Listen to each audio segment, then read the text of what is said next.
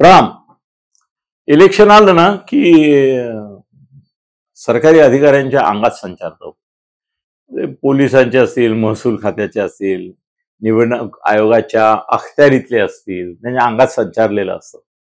त्यांना असं वाटतं काहीतरी स्टंट केला पाहिजे, काहीतरी मोठं असं काहीतरी दाखवलं पाहिजे. मग काय माहितीये ते काय करतात की आता निवडणूक आचारसंहितेच्या संदर्भामध्ये नोटिसा देण्यामध्ये काही साधत नाही. याचं कारण निवडणूक आयोगही चालू आहे. राहुल गांधीला दिली ते इकडे लगेच मोदींना देतात, खडगेंना दिली तर इकडे नड्डांना देतात, अजितदादांना दिली तर इकडे शरद पवारांना देतात, शिंदेना दिली तर इकडे काय उद्धव ठाकरेंना देतात. त्यांनी बॅलन्सच करून टाकलाय. तुम्ही नोटीसची तक्रार केली यांना नोटीस, यांनी की नोटिसा द्यायला आपल्या बाबाचं काय जात आहे असं निवडणुकीला आयोगाला वाटतं. आणि काही शिक्षा काहीच करायची नाही. मॅक्झिमम शिक्षा आता परवा एकाला त्याचं नाव नाही आठवते मला, 3 दिवस म्हणजे प्रचार नाही करायचा फक्त त्यांनी. ठीक आहे, काय फरक पडतो. आणि या मोठ्या लोकांना तर शिक्षा द्यायचंय. कार्यकर्त्या लेव्हलवरच्या माणसाला 3 दिवस प्रचार करू नको सांगितलं, छोट्या नेत्याला सांगितलं. पण आता भांडुपला जी व्हॅन पकडली ना त्याच्याबाबत तो स्टंट आहे. याचं कारण मुंबईभर तुम्हाला जर माहिती असेल ना की बँकांच्या समोर कोणत्या गाड्या उभ्या राहतात, त्याच्यामध्ये कॅश कशी असते, किंवा इव्हन हे जे अंगडिया असतात त्यांच्यामध्ये सुद्धा काही प्रमाणात कॅश ट्रान्झॅक्शन हे बाय कार म्हणा किंवा बाय हे चाललं. आता तर जी गाडी भांडुपला पकडली आहे तर ती कॅश व्हॅनच आहे, बँकेची कॅश व्हॅन आहे, त्याच्यावर सिक्युरिटी कोड आहे. आता एवढंच आहे, काय आहे ना की ही जी कागदपत्र असतात ना ती बऱ्याच वेळा बँकेचे अधिकारी वेगळ्या एअर कंडिशन गाडीत बसून येतात, ते या चौकोनी डब्यांमध्ये बसून येत नाही, ते बँकेत जातात. किंवा बँक आता ऑनलाईन सगळं होतं ना, तर ऑनलाईन मेल गेलेला असतो त्यांना की इतकी कॅश तुमच्याकडे पाठवलेली आहे. मी तुम्हाला आता सांगू का, हे भांडूपचं प्रकरण केवळ स्टंट आहे. त्यांना माहिती होतं ही कॅश व्हॅन आहे, याच्यामध्ये करोड, 2 करोड, 5 करोड, 10 करोड असतातच. आणि ते वेगवेगळ्या बँकांच्या 2 प्रकारचे असतात. कधी कधी बँकांचे पण बँकांना कॅश देतात, त्यांच्या बँकांच्या हे फिरतात. तसं एटीएम भरणारे पण व्हॅन्स आहेत ना अशा. आता माझ्याखाली 3 एटीएम आहेत, 2 एटीएम आहेत, इकडे एक दुसरं थोडंसं दूर आहे. माझ्या एका बिल्डिंगमध्ये 2 एटीएम आहेत. त्याच्यामध्ये कॅश भरण्याच्या हे येतात ना, एक पोलीस असतो त्यांच्याबरोबर, किंवा तो पोलीस नसतो ऍक्च्युली, तो त्यांचाच गार्ड असतो, पण त्याकडे गन असते.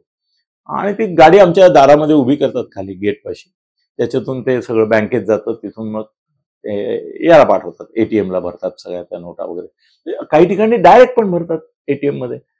हे कॉमन आहे. 2-3 कोटी काय रक्कम आहे बँकेसाठी, काहीच नाहीये.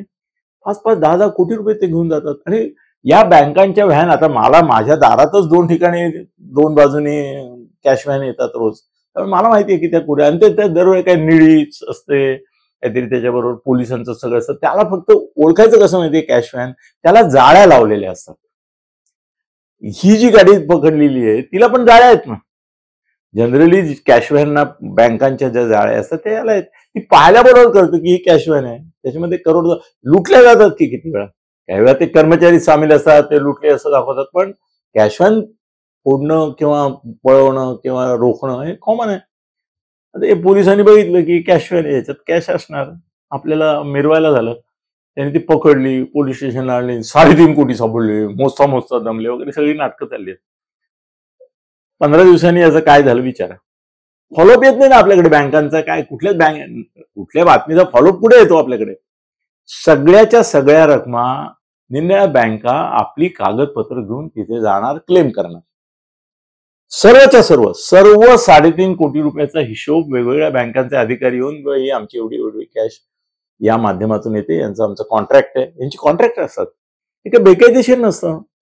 कॅश नेणं बेकायदेशीर नाही ना, बँकेचीच.